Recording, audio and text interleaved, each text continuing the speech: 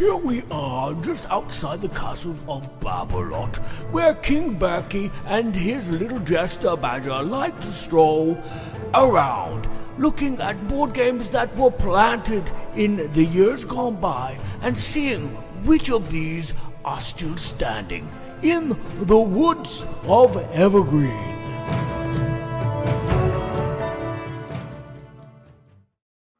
Hey, hey, hey! It's the woods of Evergreen! Welcome, welcome, Sir Badger the Brave, to the kingdom of Babolat, where we are going to talk about games we think stand the test of time from yesteryear in the woods of Evergreen. Yes. Evergreen. Yeah, right Yes. above your head there. Pretty nice. They are. Yes. Game toppers.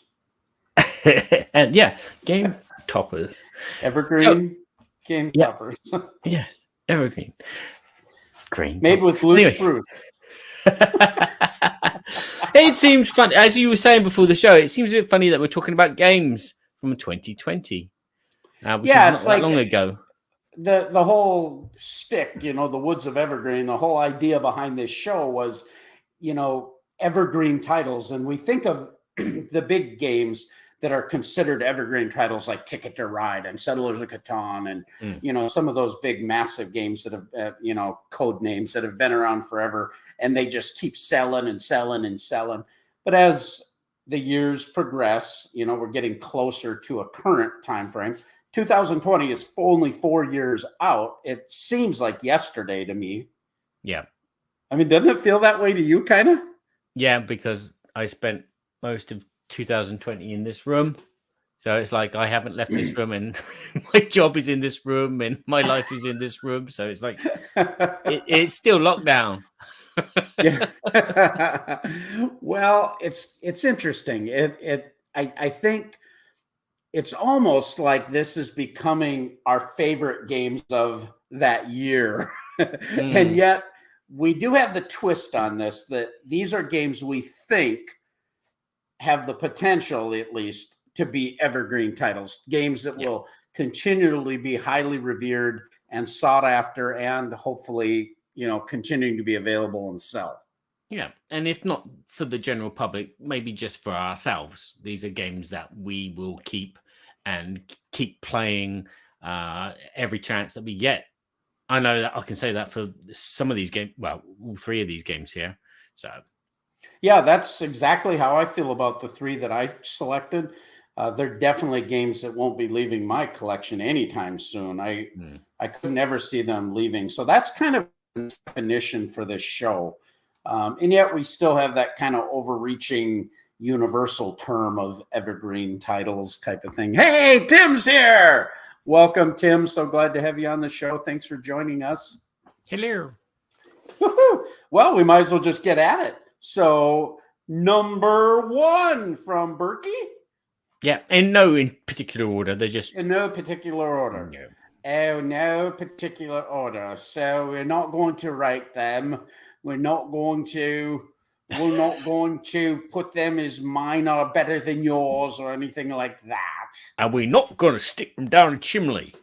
Oh, no, no. We play them with a spot of coffee and a crumpet. Yes, or a beer. All right. Well, this is my game. I'm going with the game from Garphill Games, distributed by Renegade Game Studios, Raiders of Scythia. Okay, of course, many of you know about the game Raiders of the North Sea by Renegade Game Studios, Garphill Games, Shem Phillips game. It's one of my favorite worker placement games. I love Raiders of the North Sea. I love the expansions. You got the ruins, you've got the heroes, you've got the shipwrights, you've got different things going on with that game. But Raiders of Scythia, they went to a different art style, which I have to say I really like. I really like Miko's art style in the other as well. So it's not like I think this is better. It just was different. Now, if you just stay on this picture for a second, one of the key differences, this really was presented as kind of another 1.5 type of version of Raiders of the North Sea. And when I saw that, I love Raiders of the North Sea. I like it. I like it on my iOS app. I like it when we play 2 players. I like it when we play 4 players. I like it in my house. I like it when I play with a mouse. I liked it with a box. I would play it with a fox. I do like green eggs and ham, Sam. I am. Okay. So, when they I'm just going to sit here and sue it. That's all I'm going to do. When they said this was going to be another Raider type thing, I was like, no, I don't like that. I don't like that when they mess with my thing, you know? Yeah. Well, they did some things in this game where it's like they kind of incorporated a lot of the different expansions all in a game, but the art has changed enough. And you'll notice on the board here, you see these eagles at the top of the chart, and then you see these horses down at the bottom of the chart. And in your cards in Raiders of the North Sea, you've got these abilities on the bottom of your card where you can trade the card in, get rid of the card, and you get this really cool ability. Or you can have this other ability on the card when it's when you're going raiding. Well, you're still going places, you're still exploring, doing different things. But these eagles or these horses will allow you to kind of double up on a couple different things. You also have a leader and another card that goes with it that kind of gives you a special ability while your clan is going off and doing all these raids. Classic worker placement, adding onto your tableau type of thing. Man, I loved it. We played it twice, and the board is slightly different than the original of Raiders of the North Sea. It's one thing I wish all of the resource management part was maybe at the bottom of the board like it was on Raiders of the North Sea, because you're always reaching over stuff. But nonetheless, the components are great. The art is great. The gameplay was super fun. The way it made it feel like it was enough of almost a different game that I absolutely want it and would play it just as much as I play Raiders of the North Sea. So it's a huge hit for me. Raiders of Scythia from Renegade Game Studios. Nice. Yes. I do like that system. It's a good system, which works really well. So, okay. Yeah. So mine would be let's just get it from here. It's in a tin. Right. Oh, and it's probably in a tin. Not another tin. It's probably talk of the town at the moment because of the TV show at the moment on Amazon Prime. But it is Fallout Shelter. Oh, Fallout. Yes. It is a worker placement. A very, very simplistic one.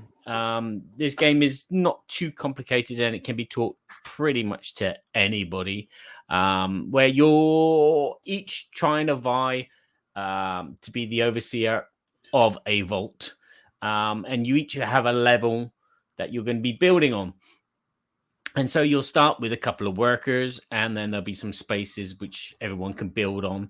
And during the course of the game, as people place out their workers, and then the end of the round starts, things will start to creep into the shelter and cause havoc and block spaces.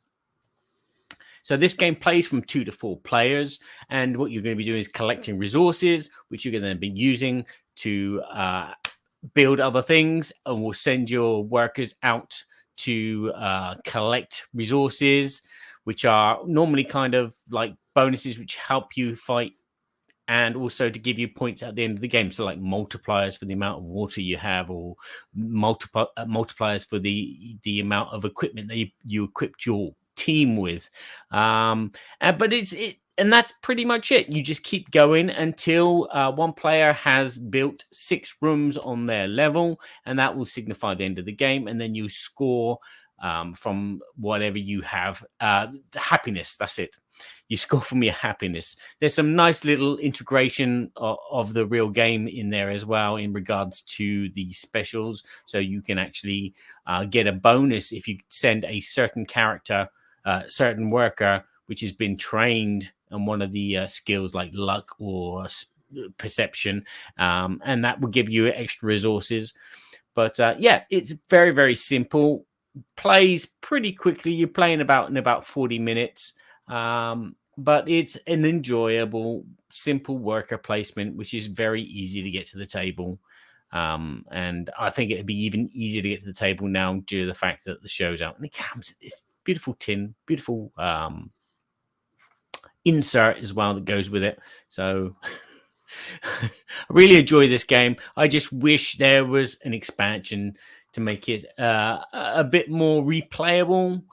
That's the only thing that it doesn't do. It's pretty much the same game every time you play. So, but apart from that, that's Fallout Shelter. Yeah, that art with those cartoon characters kind of throws me compared to the actual game. You know, Fallout and that apocalyptic feel that has, and yet it's got the same name with these cartoon characters. You know, yeah, but these cartoon characters are actually in that game as like in your Pip-Boy, and also in the training and on the posters on the wall of your vault. So they are part of the actual Fallout universe, which is nice. Nice, cool. Yes. Well, we are going to go on to our second one, but we'll give a quick shout out to our sponsor, Arcane Wonders, as we always do. Arcane Wonders have the new foundations, roads of foundations for Arcane Wonders. The hit game Foundations of Rome is just hitting distribution now. Some people are starting to get it. I just got my copy. You can go in and late pledge and actually get this glorious production that is Foundations of Rome. But you can also go in and see right there is Roads of Fortune that you can pre-order for Foundations of Rome. But you can get their hit game, World Wonders, and all the other awesomeness that they have by simply going over to arcanewonders.com. With that, we'll go into our number 2 for moi. Oui, pour toi.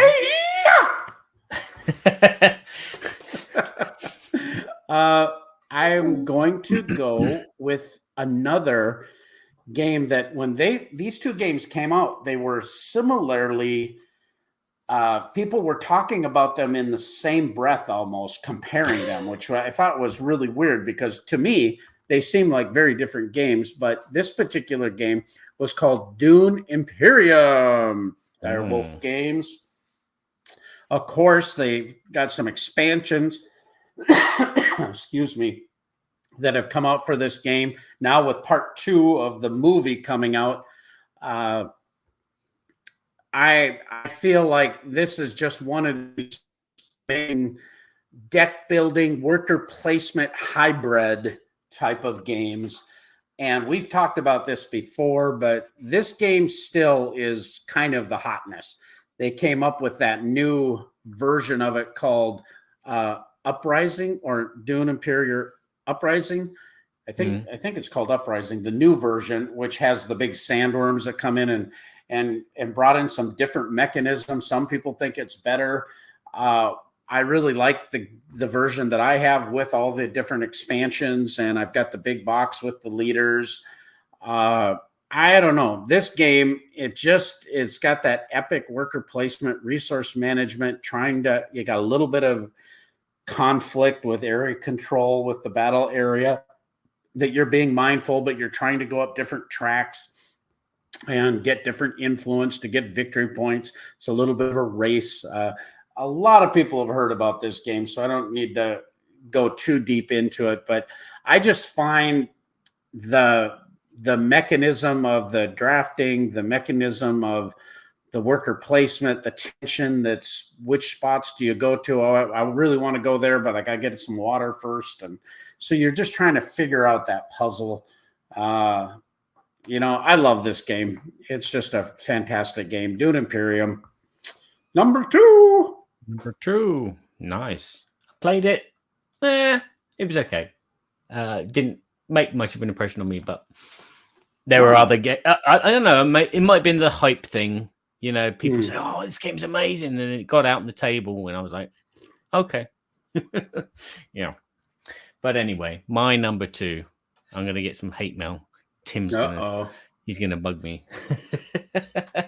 My number 2 is a game which I fell in love with the moment I heard about it, and yeah, I went out and got it. There are several different versions of this.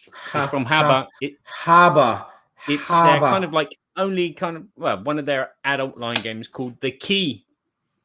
And The Key is a logic puzzle game, and I like doing this kind of stuff. Is the key like the shape of a golf club? No, the key. Well, it could be a murder weapon. It looks like the golf club is. Yeah, so it's a deduction game, kind of Cluedo-esque, but as I said, you're using logic. There's going to be a bunch of cards on the table, all face down, and then you're going to choose one of the 9 cases, and there are 9 wooden keys, each a different color. And one of these keys fits in a hole in this board at the end of the game when you think that you know the murderer, what they used, where they did it, and what they got away with. You put the key in the hole, and then you look over the other side to see if it's in the right hole, and so you've got the right code. But yeah, you're basically going to be picking up cards, as many as you want, and it's best to do it with as least cards possible to win the game. It's not the fastest who discovers it. It's the one that uses the least amount of cards to deduce everything. And so you'll pick up a card and it will say, okay, so-and-so was seen on the golf course in this area, or the murder weapon, the golf club murder weapon was used immediately before the poison.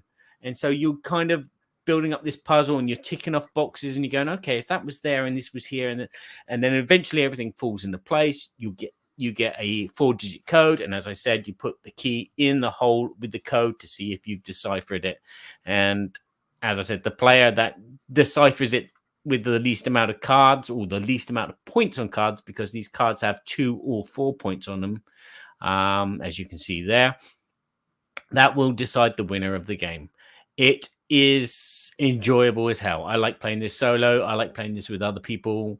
And again, it's not a race. It's just a leisurely stroll as you scratch your head and try and figure out the case. And there's 9 of them. So it's not, you could probably play it. You can play it several times on the same day, so to speak, which I have done. Huh. I like the graphics. I like the way it's kind of laid out there. Tim hates it already. I hate it. Was that the golf thing or what?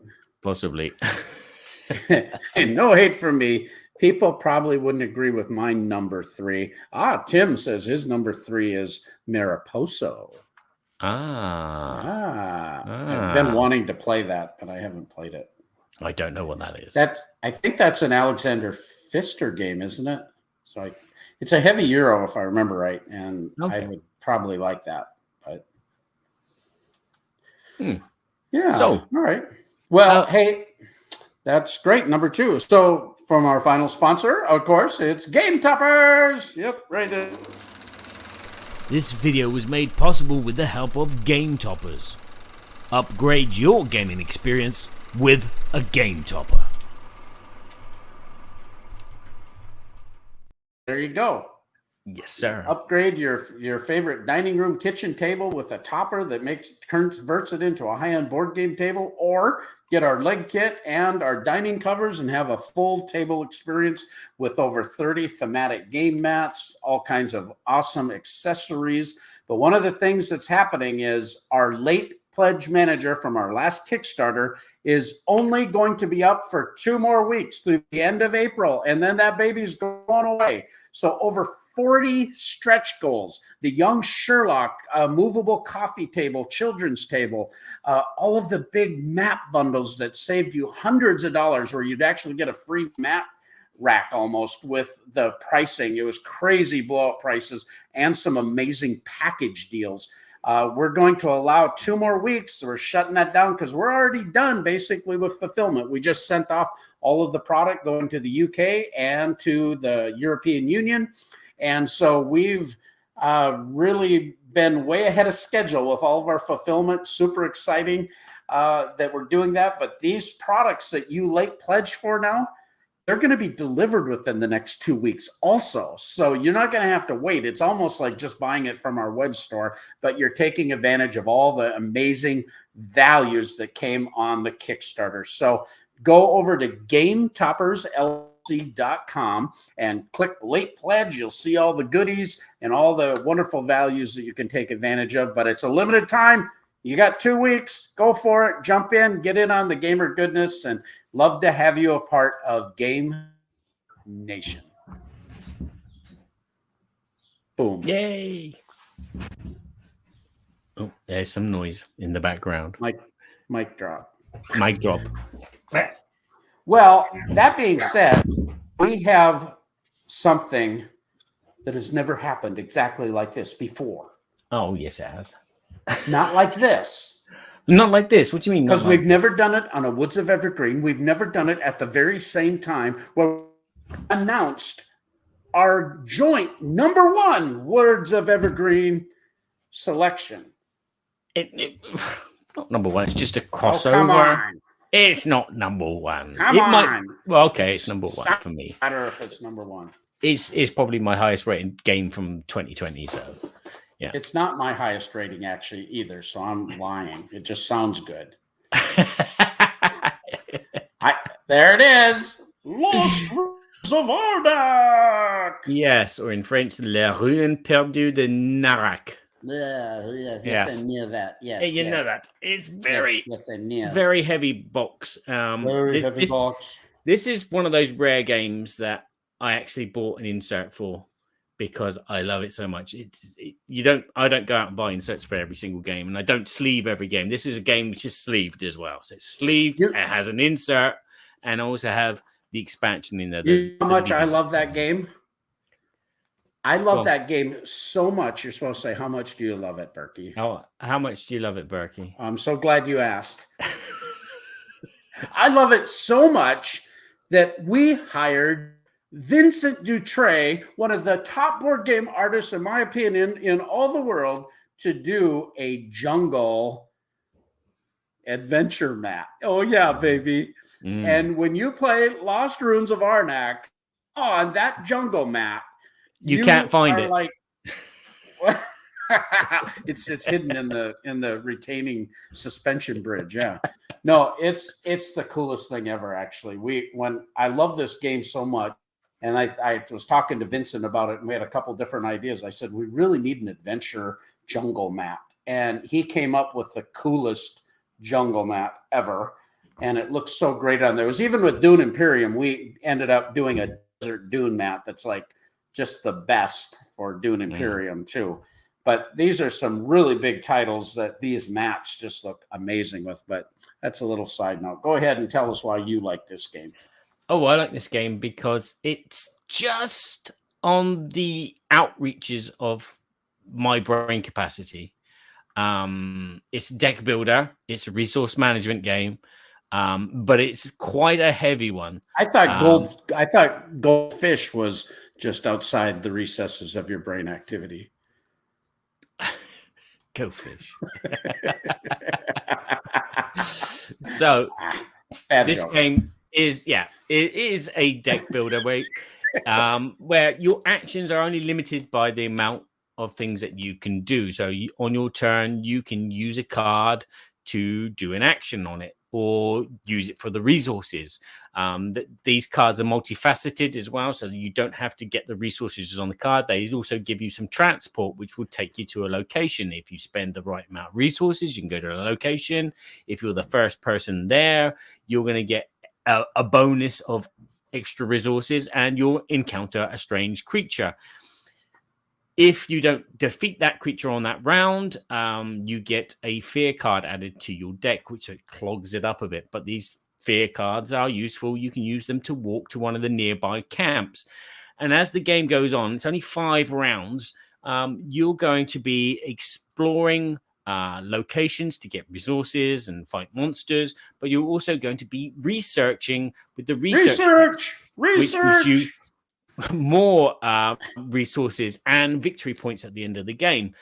There are also these idols that you can get when you explore, which will give you points, or you can trade them in to get extra resources, but that kind of like diminishes the point reward at the end of the game. But yeah, you're just going to be puzzling out what you're going to do, when you're going to do it. And again, everybody else is doing the same thing turn by turn as they either place out a worker, play a card, or spend resources to do things. There's money to buy equipment. There are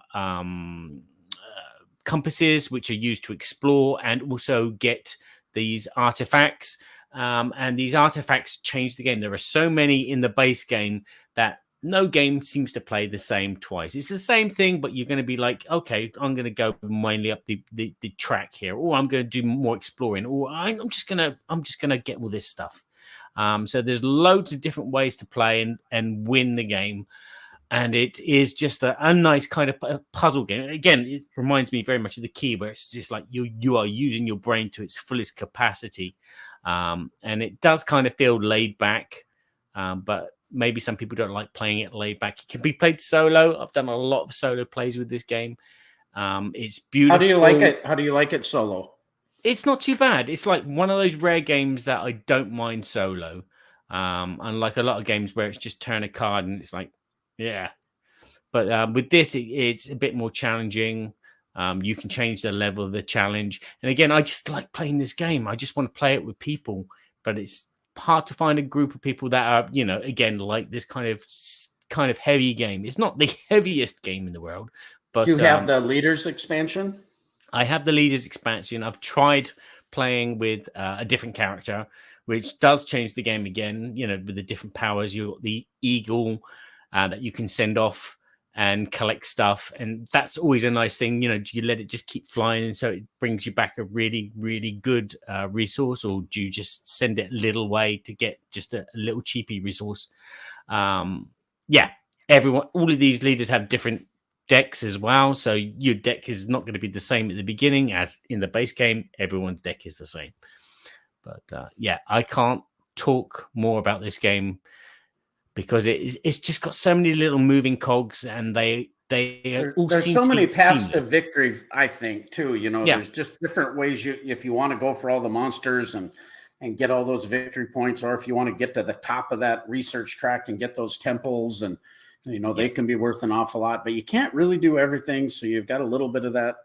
And I think this is that worker placement, deck building hybrid type of game that's very much in that same style, if you will, of those key game mechanisms, if you will, that Dune Imperium has, except to me, this feels totally different. So when people were comparing them, I was having a hard time understanding the comparison. They didn't relate comparatively to me, with the exception as they both were a hybrid deck building worker placement game. Yeah. I was the same. I think that's when I tried Dune Imperium after I played this several times, I was like a bit disappointed because I heard it was the same, but this was actually, in my mind, superior. Yeah, see, I like Dune Imperium better, and there's a big argument about that. The Cabal guys, they kind of all jumped in, and most of them really liked Dune Imperium better, but then they would immediately say, but this is one of the best games out there. I mean, so it's not like, it's just a preference thing, I think. But if you like that space Dune, that whole Dune universe, you might gravitate to that versus the Explorer thing. I don't know. Yeah, and if you can ignore just the plain components in Dune Imperium, then well, I've got all the upgraded ones, so I don't know what you're talking about. All right. I don't know. I haven't played with that one. Tim says, I've always wondered if my young family would like Arnak. And to finish my list, number 2 is Search for Planet X and Forgotten Waters. Interesting. Very nice. Wow. I've not played either of those, but I've heard really good things about them. With a young family, it's a little more, I would say it's medium weight. I don't think it's complex, but it's not like what I would call a gateway game. No, it is very thinky, very hard, very easy to fall behind and lose. There's a lot of things going on and a lot of options. Yeah. And to make, do an action and go, oh my God, no, I've done it wrong. Oh, I shouldn't have done that because now I won't get that resource because I wanted to do that and on my next turn. And it's like, There's that whole it's a kind little of forward puzzly. planning. But it's great, Yeah. so it depends on if your family likes that and if, what their level of gaming, capability is right now. But as they grow, they could probably grow into it too. Yeah. Everyone that I've heard that has played the leaders, I have the leader, but I haven't played it yet. Everybody tells me it's like a essential upgrade pack with the game. They wouldn't play it without it now that they've played it, even though they like the base game. Yeah. And the good thing about the base game is there's both sides of the board, and they're both different. They play different. You've got It's your a research lot harder track on the other side. You end up getting a lot more fear cards, and it's hard to go off the research track, I've found. Yeah. But that's necessary. I think the research track is like the main thing. You've got to get ahead of everyone and get to the top, and then and you get all those resources as you go up, depending on which side you go up and all that. Yeah. But you got to have all those tablets, and you got to have all those stuff, to do everything. And it's a choice. Yeah. Well, there you go. I mean, my top 3 that I think are going to stand the test of time and aren't leaving my table is the Raiders of Scythia, Foundations of Scythia. No, Roads of Foundation Scythian Roads. Arcane Scythian. Arcane Scythians. Toppers of Scythian. Raiders of Scythia, Garfield Games, Renegade Game Studios, Dune Imperium, and Lost Ruins of Arnak. And Barry's top 3 are Ruins of Arnak, Fallout Shelter, and The Key. And in this case, Murder at Oakdale Club. And I'm looking forward to picking up some more, because that's another good thing I like about the game is if you buy it in England, the cards come in French and English. So they have the French text and English text. So I can play it with my French friends and my English friends. Interesting. Yes. So I'm going to go and get some more at the UK Expo. Yeah, I'm not a big deduction game guy. I never really, I don't like hidden movement games either. And it's probably because of that. Both those genres are, for me. But so our next show is going to be hidden movement and deduction games that we like. Yeah, that we love and hate. You'll be the love, I'll be the hate. Yeah, okay. So there you have it, people. There's no hate at the Berkey and Badger Board Game Babble Show. Only love. Looking for love in all the wrong places. Looking for love. Oh, dear. Looking for Wookiee. Well, it's always fun. Thanks, Tim, for joining us. All of you that will be listening, you'll be able to listen to this show live on your iTunes podcast player, Libsyn, all the other podcast players, and you can see this live, of course, on our YouTube channel. You can find us at Berkey and Badger Board Game Babble Show on Twitter, YouTube, Facebook. Just type it in. You'll find us. No worries at all. So, ciao for now. And remember to play nicely with each other. See you soon. Ooh, ow, that hurt. That was awesome.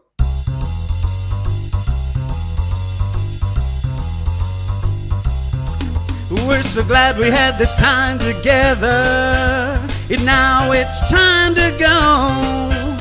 It won't be long until we have another show.